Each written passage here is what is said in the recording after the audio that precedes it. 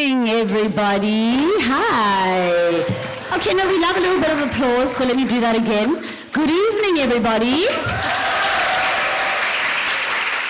Wonderful, wonderful. Thank you so much for joining us this evening. We are so excited to have you here. Look, I won't lie, when I was invited to facilitate this panel, I immediately got anxious because I was like, what? Mother wound? Ugh. And then after that, I started to find so many people started to get a hold of me and they were like, yo, Buhle, I can't wait to come to that panel. So many triggers, so many things to discuss. So I think how I would like to facilitate this panel is I'm obviously going to ask our fantastic authors many, many questions, but I'm definitely going to give an opportunity for the audience to ask questions in between. Okay, so if you have anything that's pressing, you can put up your hand, you can even just shout, Buhle, I promise I'll find you and I'll see you and we'll make it happen. All good? Fantastic. Alrighty, so I would like to introduce Megan. Round of applause. You know I love rounds of applause. I feel like I also want to present the books as we're going, because how many of you have actually read all of these books? Sharp. How many people have read two? Oh, we've got one. All three. Okay, how many people have done two? Put up your hand. Oh, okay, yes, we've got one there. How many people have read one? Okay, sharp. So I need to be very, very, very careful of spoilers. Okay, got it. So we've got Megan, then we have got Irene. Round of applause. Irene's book is called Lucky Girl, and finally we have got Moshitadi. You know what to do. There you go. The girl who survived her mother. Yeah. Hey, that one. We've already got questions here, ne? Oh my God. On that note then, I think I'd like to start off by reading an extract from the book to get us into the conversation. My mother, her mother, and I are first daughters. We made our mother's dreams of mothering daughters come true. We are dreams come true. We are also nightmares because women who give birth to daughters are cursed to confront the demons lurking within. This can prove too heavy a task. Our lives, my grandmother's, my mother's, and mine, when put under a microscope, tell a tale of generational trauma. A mother hurts her daughter, and the daughter becomes a mother that hurts her own daughters. The daughter is bereaved by the abuse, neglect, and emotional abandonment she is enduring in her relationship with her mother, but the daughter becomes a mother who does the same to her daughters. These are the tragic stories of daughters born to mothers who had nothing left to give because their childhoods took it all. The tragic stories of women running on empty because their mothers didn't pour love into them. And the cycle continues, or at least, in my case, would have continued had I not accepted the call of cycle breaker. Okay, love the shows. I think to start the conversation off, Moshitadi, I know that this is in your line of work, so if you could maybe define what a mother wound is, and also to tell us a little bit about your work. Oh yeah, so hello everybody. The mother wound basically just means the trauma that you get from your relationship with your mother. It could be an everyday to-day thing. It could also be her limiting beliefs. So that is a social mother wound. So basically there's layers to it. There's the personal mother wound, which is my relationship with my mother is filled with neglect, abuse, abandonment perhaps. And that is personal to us, right? And then we have the social mother wound, which just means there's a certain way that women are socialized to move in the world. There's racism, there's sexism, there's misogyny, and all of these things. And women sort of internalize the messages from those isms. And they pass that on to their daughters. So, and this is why I keep saying that every woman in the world probably needs to heal a mother wound because of that social part of the mother wound. But we also have the biological mother wound. I think now we understand that trauma can be passed down through the womb. And this is why you'd find a daughter saying, well, I have the same disease that my mom had and her mother had, and then my great-grandmother also had. And that is because trauma also affects our physiology and and we can pass that on to our offspring. So basically that is the mother wound in a nutshell. But my work as a mother wound recovery coach basically is about that, is helping you understand your relationship with your mother, how it affects you, and also offering you the tools around how to reparent yourself. Because what happens is when we are traumatized as children, there's a sort of developmental issue that happens there. And then what we do with the reparenting work is developing those parts of our psyche that are underdeveloped, basically, and offering ourselves that which we were not offered by our mothers. And also cultivating communities that help us in that process of nurturing ourselves. Thank you. Megan, I definitely see you nodding. And I think I'd like to invite you to maybe read an extract from your book, just so that the audience gets a taste of it, because not everybody has read all 3 yet. But by the time they walk out, they would have bought all 3. Part 2. This is another part of the truth. How did I remember my father singing me to sleep without mentioning my mother in the passenger seat? My mother nagging my father to stop singing. My mother smoking her Paul Revere's and turning the Vauxhall Viva into a hot box. When I fall asleep, my father will pick me up and carry me to bed. My mother will always say loudly, "Wake her up, she's too big to be carried, you'll slip a disc." But I will pretend to stay asleep as he unlocks and opens the front door, walks in slightly sideways so he doesn't bang my legs or elbows, and lays me down in my bed. My mother will hover at the door, smoking. On this night, I am 5. It is 1970. I'm lying on my back, on the back seat. I am crying. I can see stars, street lights, the tops of trees, telephone wires, street lights, sky, stars, trees. Suburban Johannesburg on a cold winter's evening. We are driving home from the doctor and my throat is on fire. It feels like there are pins in my throat. But my mother is still smoking in the car with the windows closed. Wow. Thank you, Megan. Now you all know what's coming next. Irene? Oh, maybe. Here you go.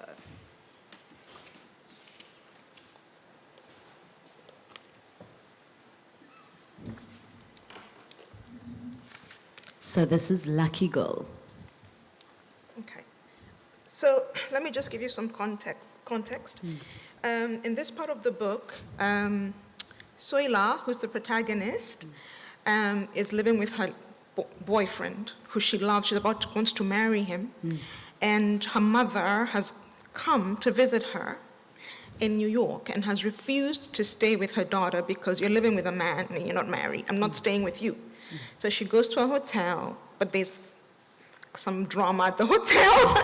So she has to live with her daughter for those days when she's in New York. And so she is in the house now. This is basically a scene in the kitchen where Soila is making her mom a cup of tea.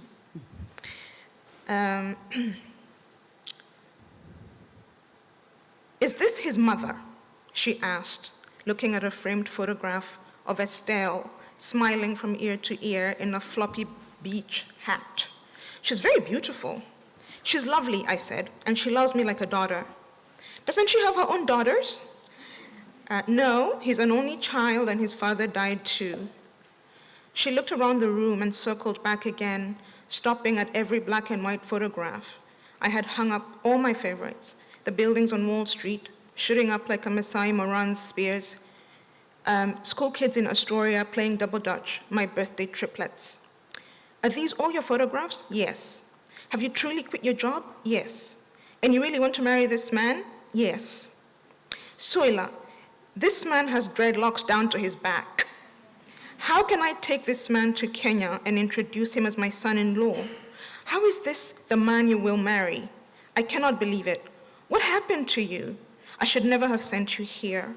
What about the Kenyan boy, the doctor? He was so decent. It didn't work out. Did you also sleep with him? Mother, I am not going to talk about this. I'll be 27 in a few weeks. I am a grown woman. Do you even still go to church? When was the last time you were in church? Actually, I do go to church, I said. I've been going for a year since my friend died. And why do you think that is? I found peace just sitting in the quiet of the church. I said, I just wish I could find some answers. There are no answers, she replied, with the authority of a woman who had been to heaven, then sent back to earth to give a report. God is the answer, and he's right in front of you, but we ignore him. Then we run back when we need his grace and mercy. You're not going to know why all those people died that day, why your father died, why there's poverty, why there's disease, and so much suffering. That's not for you to know, and it's arrogant of human beings to even think that it's their place to know. Death is inevitable and senseless, and all we can do is pray that when it comes, we have enough faith to accept that everything in our lives is beyond our control. Tell me, does this boyfriend of yours go to church? No, and I wouldn't force him to. I said, see, now, this is exactly what I'm talking about. You don't know how tough marriage is, Suela. You're living in a fantasy.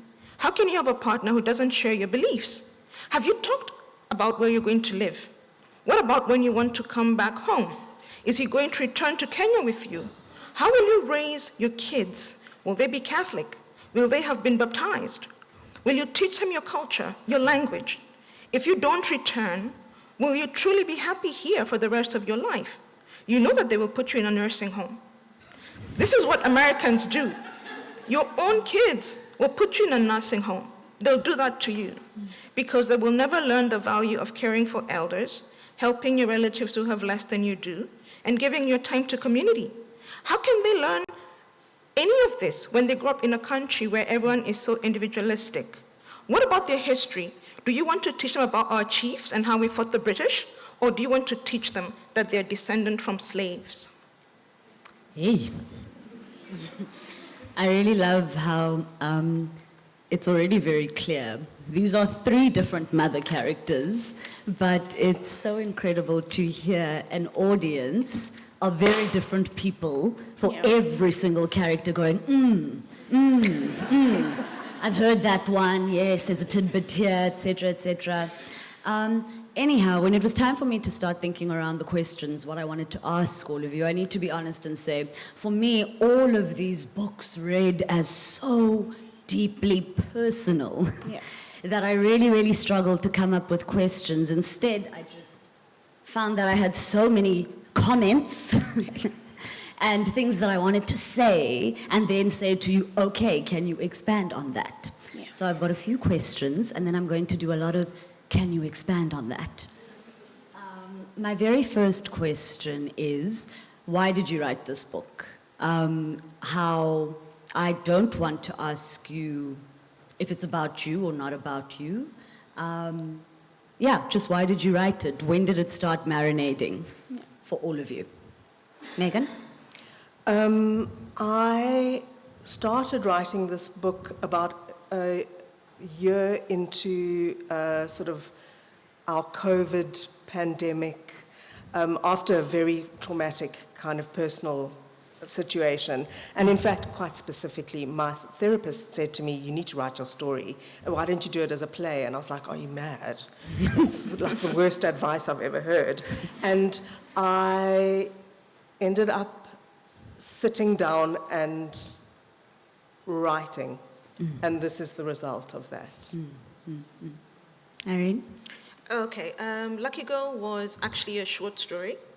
I did the MFA. What? Really? At UCT. Sorry, I'm so impressed because it's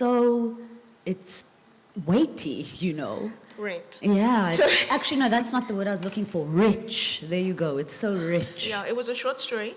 105 short stories. It was my thesis. I did a book of short stories. And when I was done, the person that supervised my master's thesis said to me, you should make that a novel because there's so many different threads that can become a novel. And, you know, there's the religion. Religion is like a big deal. Her mother, even when just the part I read, her mother is going on and on about God. So religion was a theme that should have been. She said you can expound religion, you can expound the race theme, you can expound the mother-daughter trauma. You can expound so many things. So you should make it a novel. So that's how it became a novel. So I don't know if there's what did you ask? Why did I write the book? Yeah. There's no why. It was a story, and I just went with it. Got you. Yeah, for Moshitadi? me, that decision was made by the publisher. So I was just going on about my life, writing small articles here and there, and then posting on my social media about my mother wound healing journey and my coaching work. And then I get the email that, oh, how about we write this? And I was like, And then I ignored it for like a week or so. Also because I just thought it was like, I don't know, someone playing a game on me.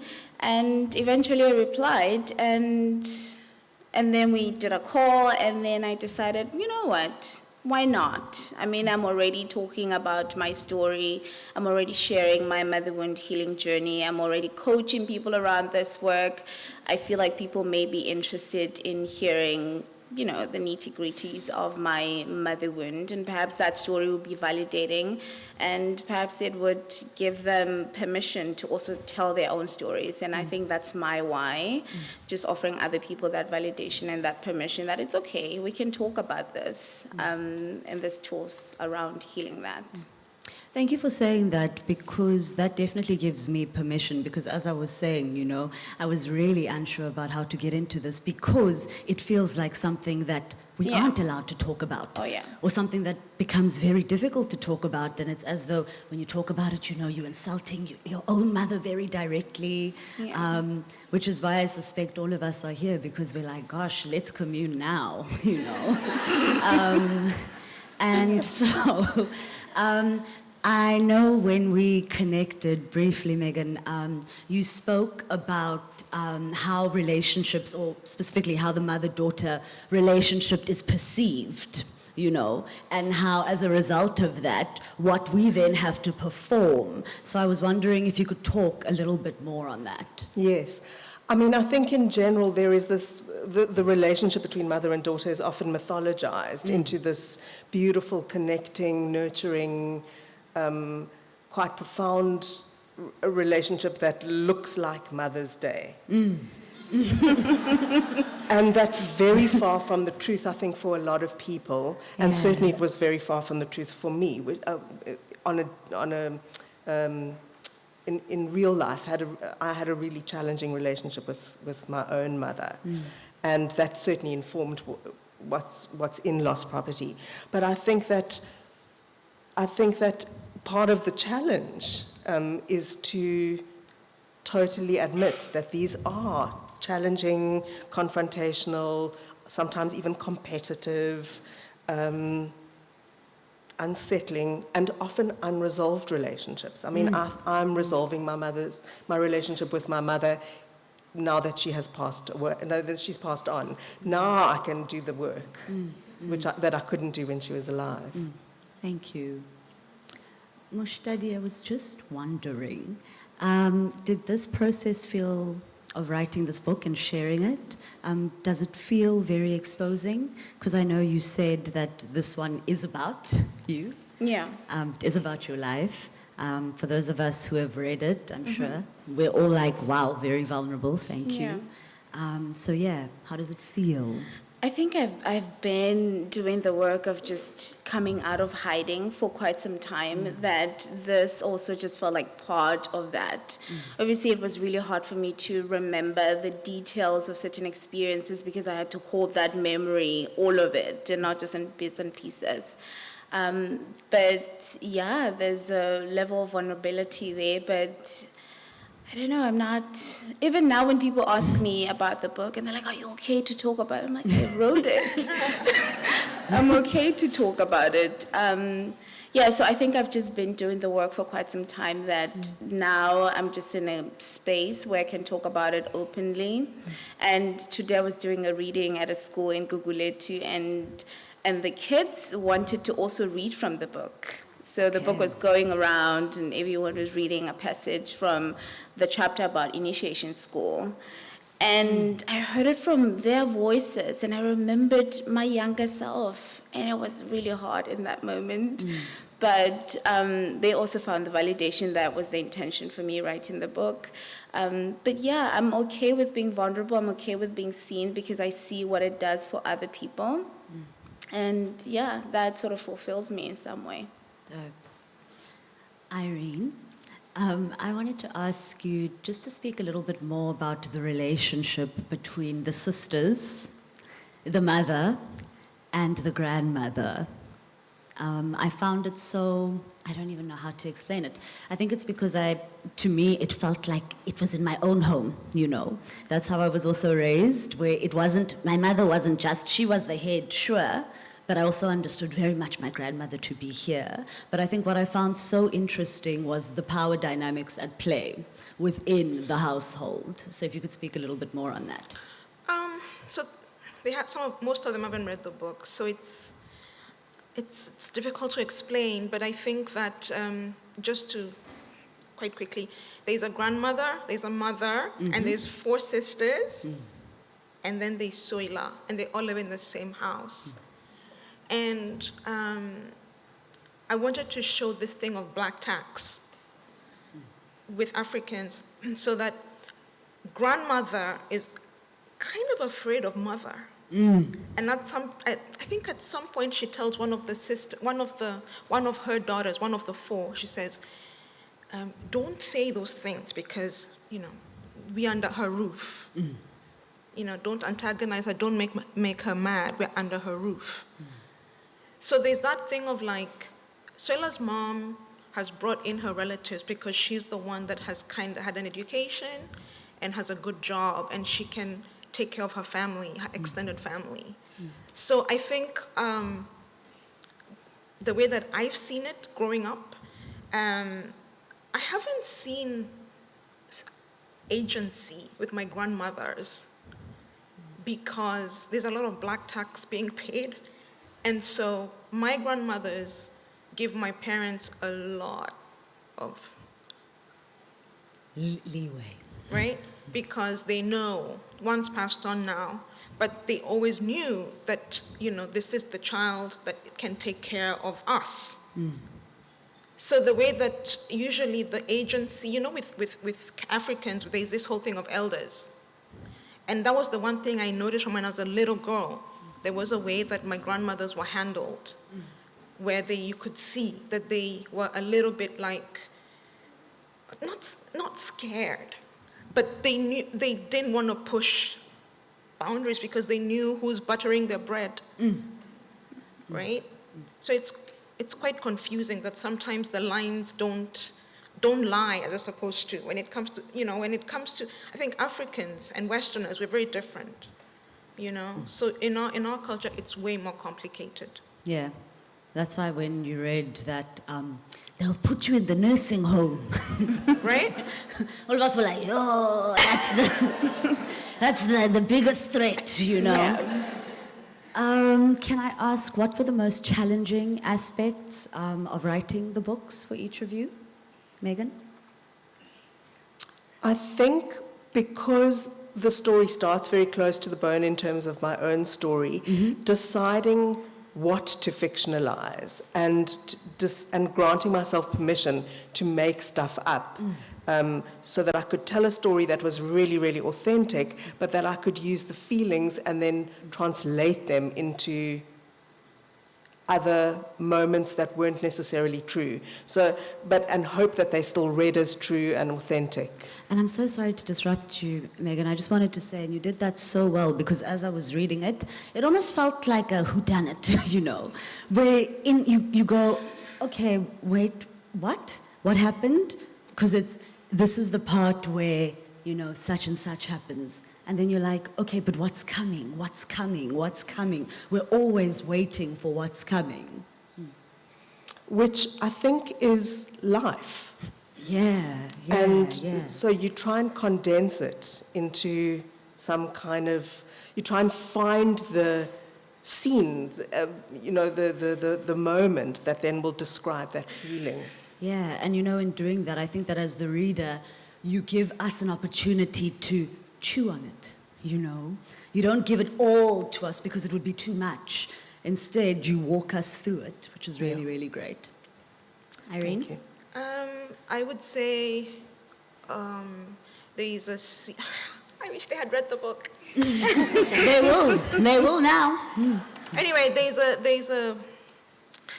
there's an assault, a sexual assault. And I think that was very difficult for me because, by the grace of God, thank God, it's not something I've gone through or I've experienced. And it was about how do you write this where it's powerful, but it's authentic, and also it doesn't piss off a person that's a survivor or a victim. How do you do that? You've never experienced this. How do you write this in a way that, and I think after maybe 15 rewrites, I got it right, but I still don't know if I got it right. The other thing is just with the mother-daughter theme, I was trying to make sure it doesn't become a therapy, a therapy session. I didn't want to just put it, So I had to make sure that this story is actually about Soila, and Soila is not me. And so what are her battles with her mom? And that was quite hard because you always fall back to what you know when you're writing. You write what you know. So it's very difficult when what you know is a little different, and you keep wanting to write that because that's what you know, right? And in the first manuscript, the one that the publisher bought, they came back and they said, Irene, this woman is abusive. She's abusive, and it's going to disturb the reader. And it shouldn't become about her. It should be about Soila. So we toned her down a lot. Instead of her slapping Soila, because Soila has spilled something, it became, she shouts at her, maybe she slaps her, but then she comes back with some ice and says, put it on your face, which shows a little bit of like maternal empathy, which I think in the first version, maybe she was a bit much. She was a lot. So those are the things that I kind of grappled with, I think.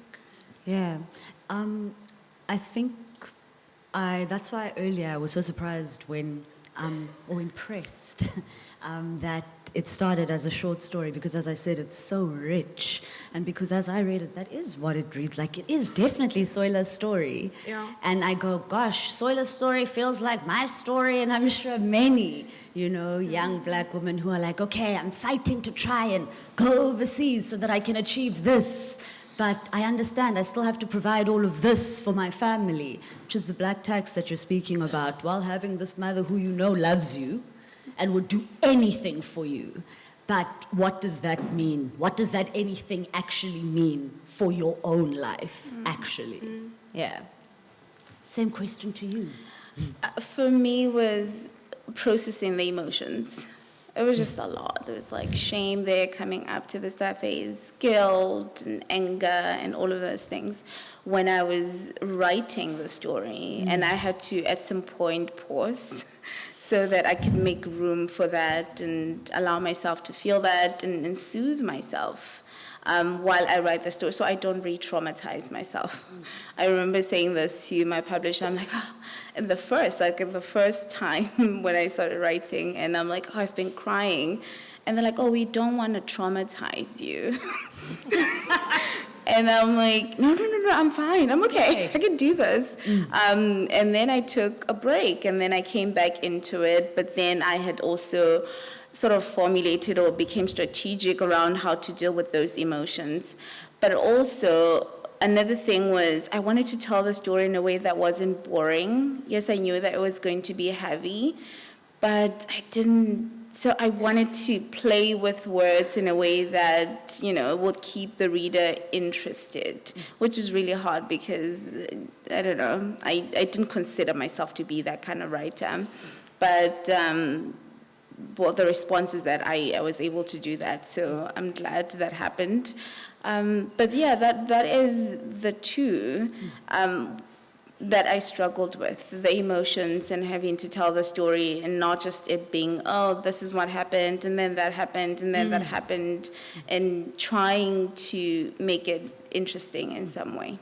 You know, it also really definitely added that flavor where we were like, I am definitely not bored.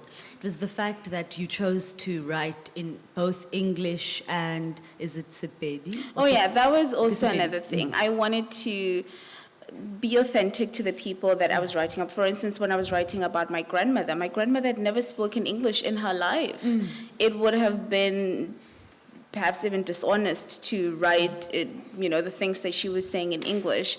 So I had to write them in Sepedi. And also because I feel like when we write these things in our languages, we invite the other person into our world. So I had a feeling that I want the person that's reading the book to be in the village, there with my grandmother and actually be able to imagine that world and perhaps even learn my language a little bit. I think all of you were so fantastic, can I say, doing that with language, because often I'd find myself reading it on the page and it hit hard, like some of the things that the mothers would say. I know that it's what I was saying about how all of us are adjusted to hearing just things being said, and often in African languages, I know because I'm from a Setswana and Zulu and Xhosa speaking household, sometimes things are just said and then it feels like it's casual, but you're like, Mara, you're calling me ugly. Oh, yeah. It doesn't, you know what I mean? It doesn't matter if you're dressing it up nice with cherries there, etc., etc. This is not nice. And the fact that we're just accepting this and going, this is just how it goes, is insane. Yeah. I think just because I want to just be sure we get enough time, I want to open it up to the audience to ask if anybody has any comments, things to say, any questions? No, not yet. It's all just riveting, right? Oh, there you go. Yes. Somebody will get you a microphone. Thank you. Not to ask if any of the three of you are mothers. Sorry? So the complication of carrying a wound from your mother and being a mother. Do you want me to say it out loud? Please. So just wondering if any of the three of you are mothers. So for me, the complication of carrying wounds from my mother, but being a mother, and carrying those on. Well, I'm a mom. I have 3 kids. 2 are teenagers. 1 just turned 20, so he's not a teenager anymore. And for me, it's been very difficult because you learn something from experiencing it, right? So usually you should parent. If you're in a normal relationship with your parents, you would parent the way you were parented. Also, if you're not somebody who's going to be introspective or whatever, you will repeat the cycle of abuse, right? Even because you'll be thinking, well, this is all I know. So that's how you'll parent, right? So for me, I found it quite difficult because I constantly had to step back and say, wait, but is that what my mother would have? I don't want to do what my mother would have done. And it's actually difficult because you're constantly, I just gave them an example just today. My daughter called me and said she wants to quit soccer. And I just know that the usual mother reaction would be, what? No, you can't quit soccer. You love soccer. No way, you're not quitting. You're not quitting soccer. You're not quitting. But I just went, okay. Because I'm always trying to parent from the extreme opposite end. And it's not always a good thing. But I don't know what a healthy mother-daughter relationship is because I didn't have one. So I'd rather be on the extreme end rather than be on the end where she's getting therapy. Because I don't know what is that. I can see some of my friends that have very healthy relationships with their moms, and they talk on the phone every day for an hour every day. Like, what do you talk about? Do you actually talk about? Yeah. But I don't have that.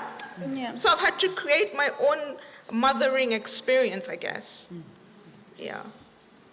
I think I just want to riff off of that, what you said now about a mothering experience, because I find also in both, actually in all of the books also, the definition of mothering seems to really, like, it extends itself, you know. So I know, Megan, in your book, for example, there's the mothering that's performed by mother.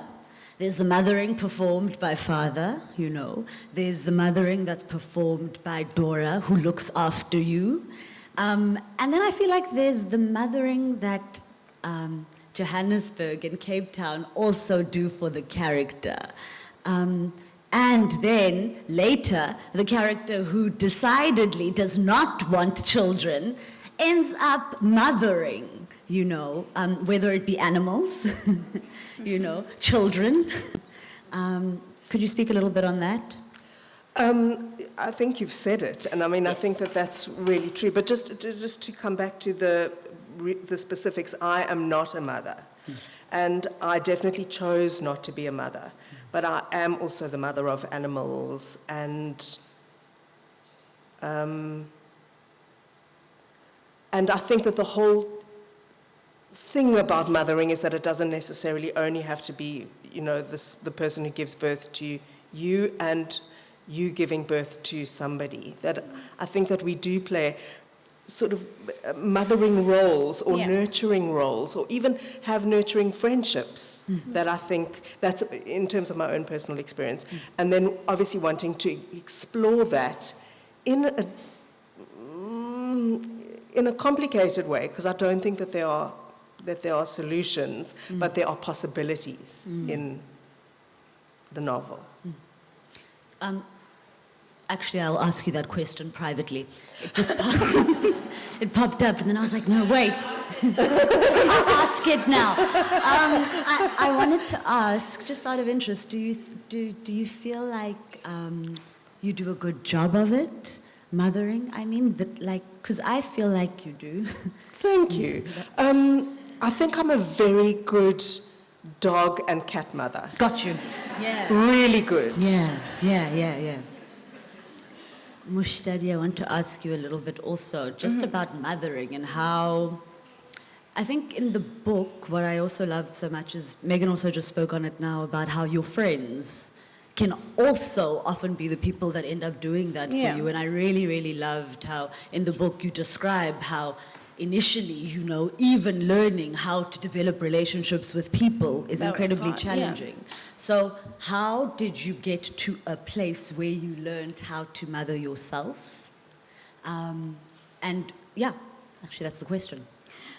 I think also for me it came from a lot of studying. Also, I think perhaps we should answer our question first. Yes, I am not a mom, but I don't want to say perform a mothering role, because I think perhaps it's just nurturing, and it's innate in all of us human beings, and perhaps we shouldn't even call it mothering. And it's just nurturing, right? And all of us have the capacity to do that. But I am not a mom, and I was explaining earlier on that part of that decision for a very long time was because I was parentified as a child, and I just felt really tired.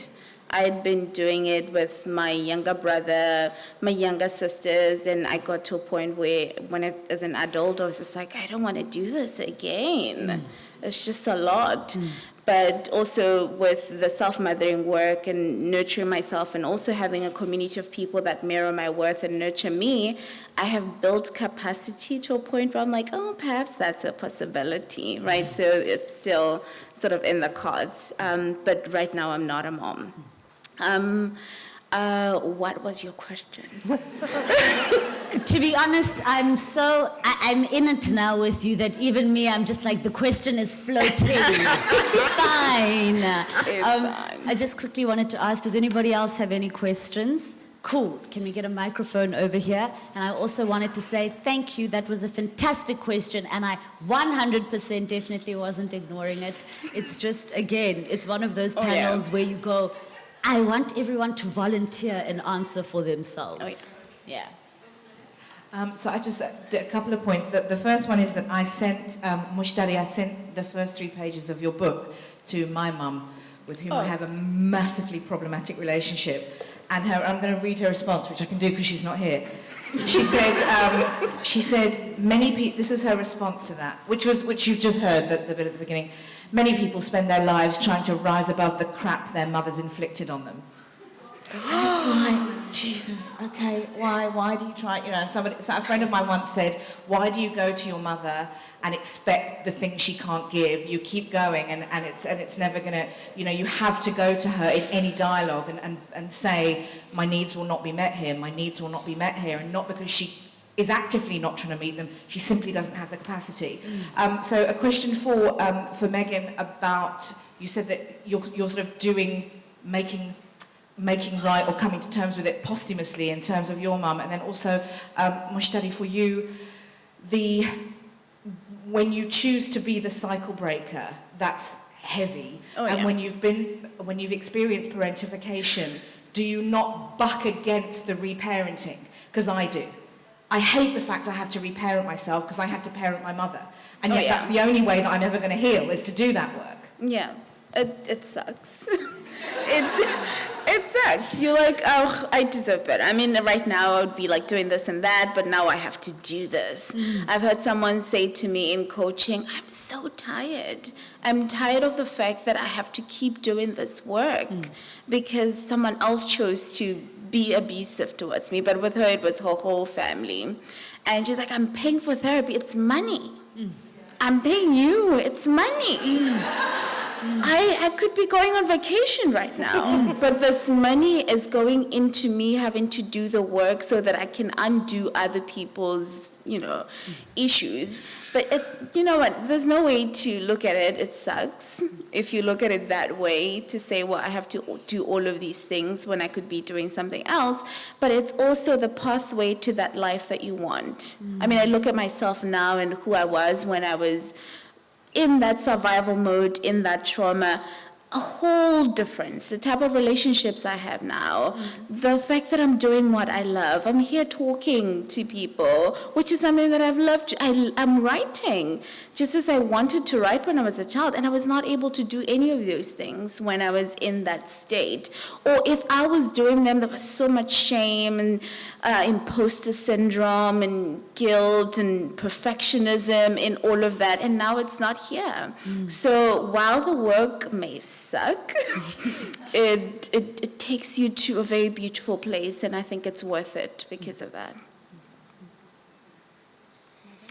I'm going to comment this just fell into my mind, and I was just thinking that I think that part of what happens to people is that the inner child stays the same, and that person almost can't get out of the need for that resolution with the mother. But I think that there is power in healing in the telling of stories,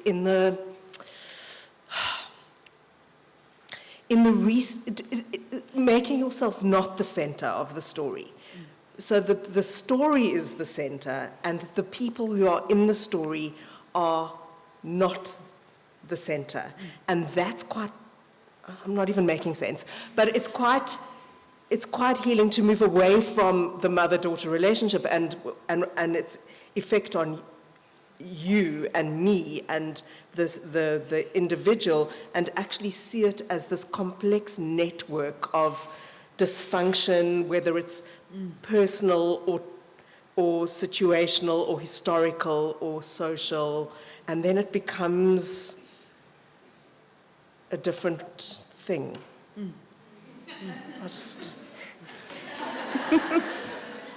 I understand what you mean.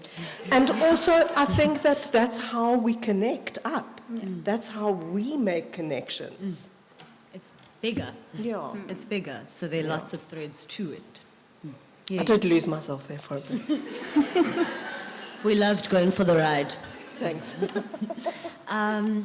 Moshitadi, can I ask you to, I know I read an extract earlier from your book myself, but would you mind reading something yourself? Yeah, let's read at the end, because I feel like that's where I am, and perhaps that's also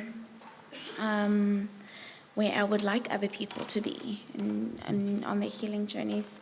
So this is from chapter 23, Learning to Thrive. It's going to be a short one.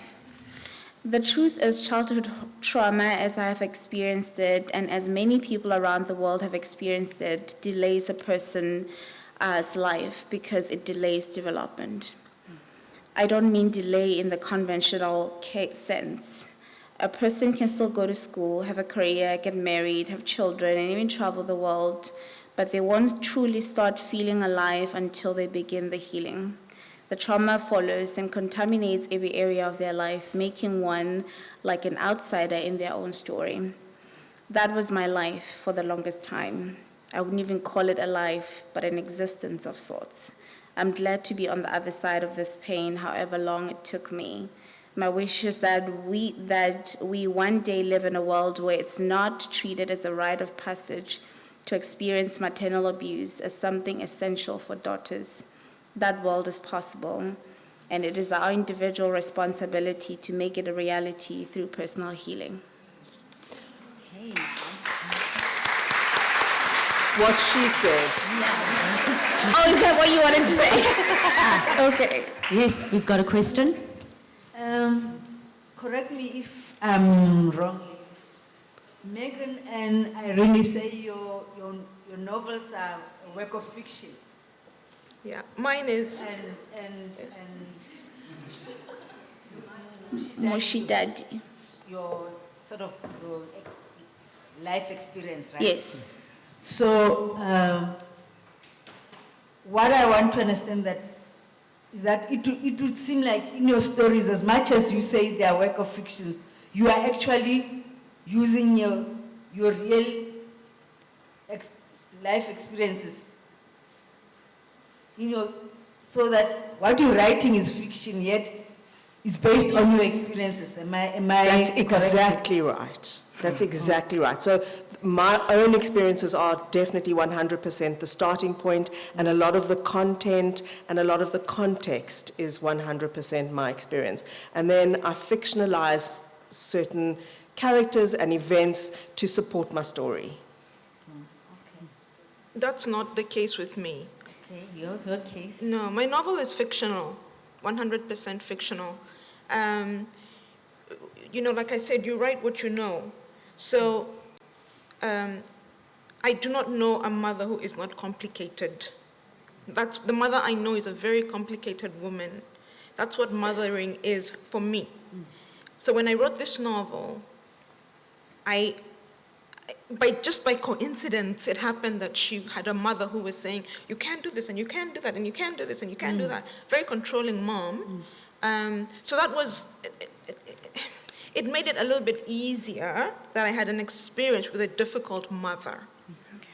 I think if I had come from a life where my mother was easy and we got along like this and everything was just perfect, I wouldn't have gotten this right. Oh, yeah. I don't think I would have gotten it right because I wouldn't know what is it to have a woman that's always here. I wouldn't know that. So are you sure your work is fictional? Because it looks like, it seems to me that your work is actually not fiction as you want us to believe, but it is your real life story. It's not. It's not. It's really not. I live, audience members are like, let it be real. We want it to be. Does anybody else have any questions? Just looking, over there. Oh, up! I am so sorry, gallery. I haven't been seeing you. We've got 10 minutes. I'm seeing you now. Okay. Okay, so thank you. Shame I have had everyone here now wanting to fight. No, I just wanted to share that. So I have a book coming out next month, and I've never considered how much I had a wound related to my mother until this conversation. My mom, so I had a medical condition, and I won't go into all of that.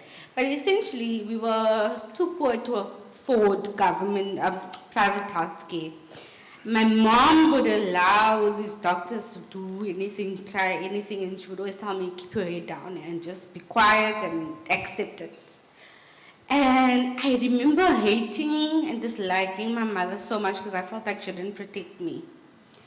And now as an adult, obviously I have a different perspective of that. I understand my mom's position as a woman who needed help for a child but couldn't afford it.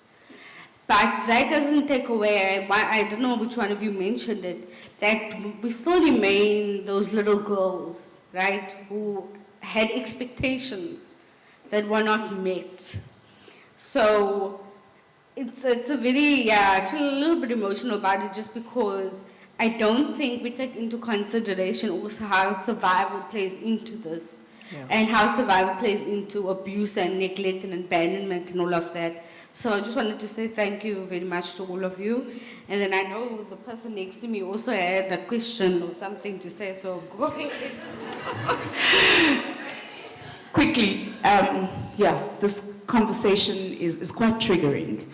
And as a mother of a young child who's sitting next to me and has a bit of a cough right now, and constantly asking myself, am I mothering from a position of selfishness, guilt, or am I mothering from a position of love? And I'm mindful of the fact that maybe when she reflects one day, she's going to say, you know, maybe Umama should have protected me. I was feeling, I was coughing at that session where they were talking about the mother wound. But Umama didn't protect me enough and say, baby, let's go home.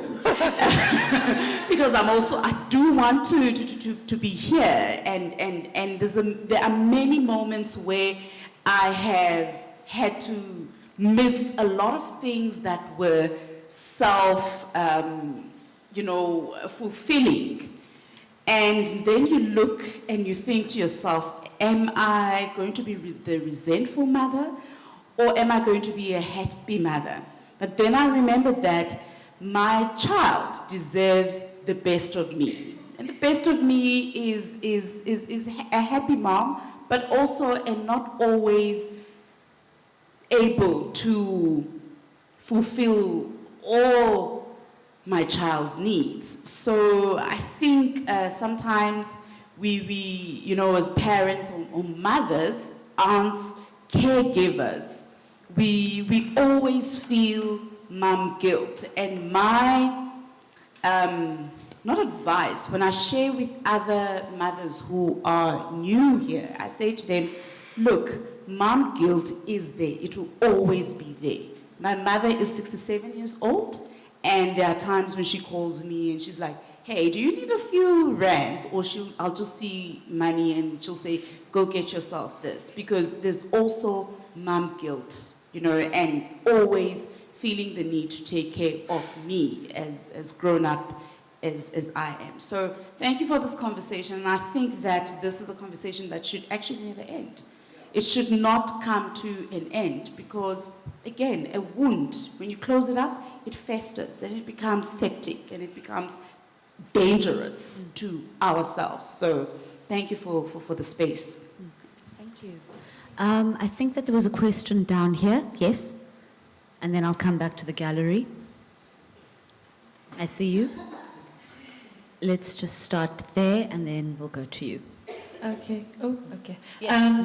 So especially considering the topic that we touched on about how difficult it is, so you realize you need reparenting, but then you have to actually do the job, and it feels a bit like, why do I have to parent myself? But then you do it. And I was thinking about the gendered nature, of course, of this talk, mother wound, and how a lot of women then end up mothering themselves. And I thought about men who also have parental wounds, and especially because of the type of connotation that we have between parenting and mothers, a lot of women then do the difficult work of mothering themselves, but we have a lot of men maybe who struggle to do that, or I've had that in my experience. So I was wondering, especially with the work that you're doing, working with people, how has that been have you been working with men as well? Just thinking about the gendered nature of that.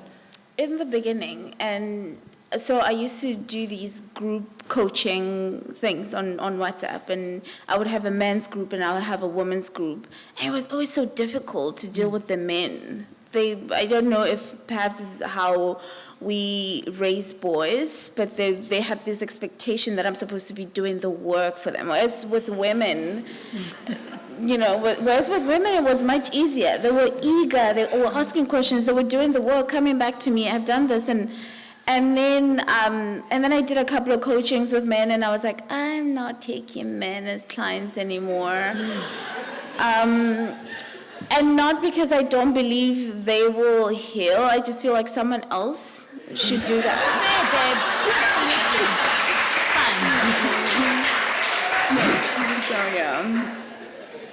Upstairs. My question was also about the gendered nature of this. I wanted to ask about what the motherhood looks like for men. If there are similarities, if there are differences. But I find it funny that you said, men. I still talk about it on social media, but I just choose not to do one-on-one coaching with men, but I still talk about the mother wound and how it affects men.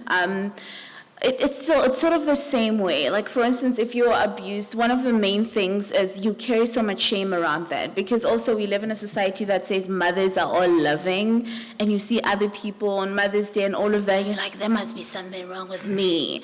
So there's so much shame that comes with that experience. That sort of contaminates every area of your life. If you feel like you're fundamentally flawed, every single thing that you're going to do it from that space. And then there's also the guilt. A lot of men carry guilt around because there's this emotional incest that happens in the mother-son relationship, where either mothers treat their sons as like my little man who's supposed to take care of me and all of that, and many men are conditioned to see themselves that way.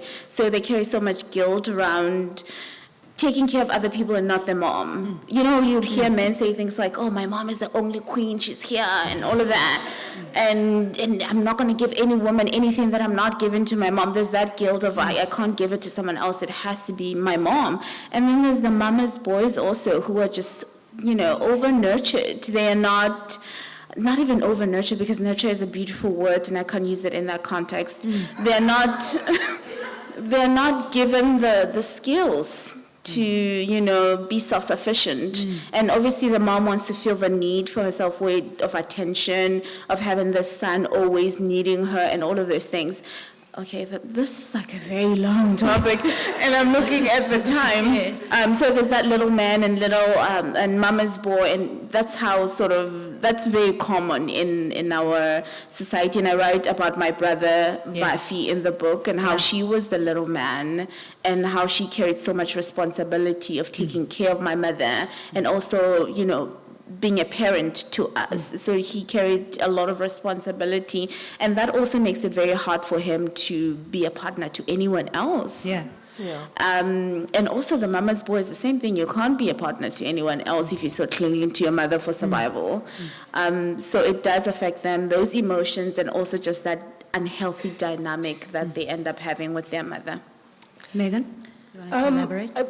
Just a little bit of a departure in terms of my story is that I think that Larry, the father, ends up being a mother and doing a lot of the mother work. So, and that's one of the, I think it's a shift. Yeah. Alrighty, oh my gosh, quickly.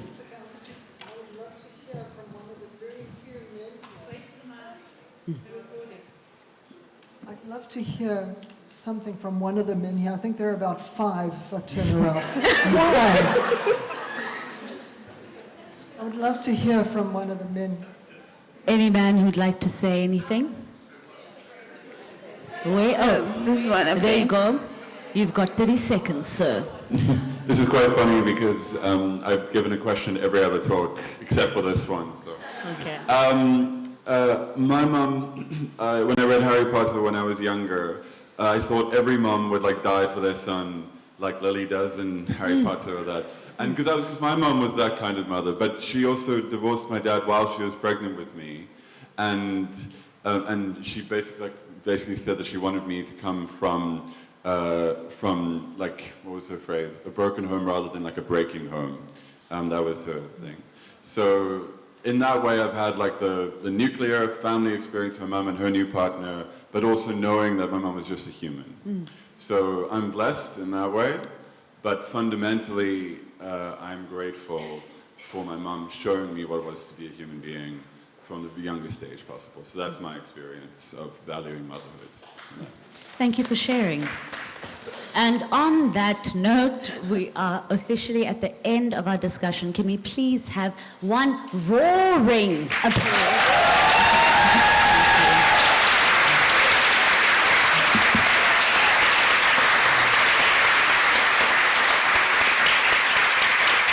And before or as you start to leave, I'm going to show you the books that you definitely want to buy now.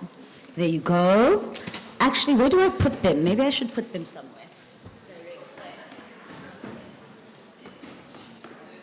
Will it sit?